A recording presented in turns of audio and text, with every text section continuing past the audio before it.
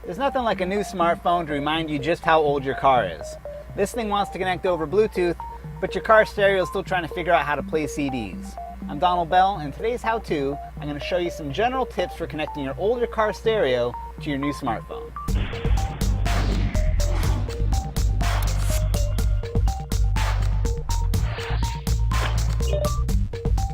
So in a perfect situation, you're going to have a brand new car like this one. It's going to have USB ports for charging and connecting to your stereo.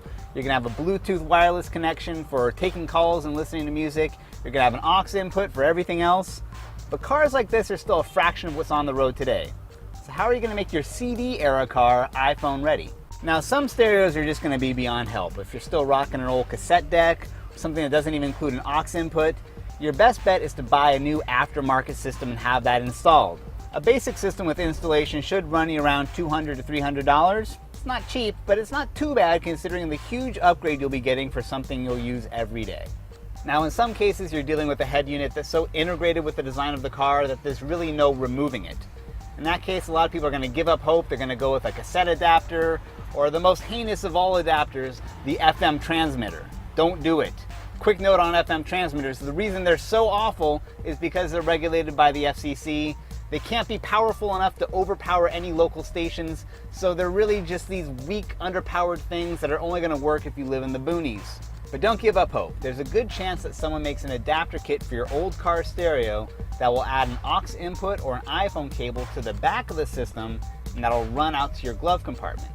Now, unfortunately, these things are more trouble than they're worth more often than not because they're as expensive as a brand new stereo, they still need to be professionally installed, and you're still dealing with an old stereo interface. You're often tricking this thing into thinking that your iPhone is a CD.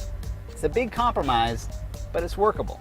Now, if you're lucky enough to have an aux input built into your car stereo, there are a world of options and adapters available to you. So take a look around. Sometimes it's in your console, sometimes it's in your coin tray, sometimes it's under your armrest. Look for it because if you have one, you're going to save a lot of money over buying a brand new car stereo. Now one scenario you can use with an aux input is a cradle. You've got the cradle here mounted in your car to position your phone towards you. You can run a charging cable from the phone to the power adapter in your car, and then an aux cable from the phone to the stereo. It's a lot of cables, but it works. Now if your stereo supports Bluetooth, you can still invest in a cradle just to have your phone positioned towards you, but you can cut that aux cable connection by going over Bluetooth.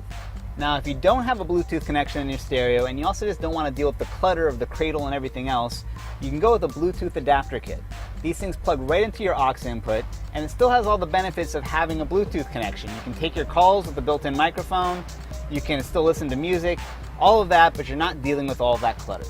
So there you go, those are my best tips for getting your older car iPhone ready. Now you can read Wayne Cunningham's full post over on CNET's Car Tech blog. You can also check out more how-tos over at howto.cnet.com.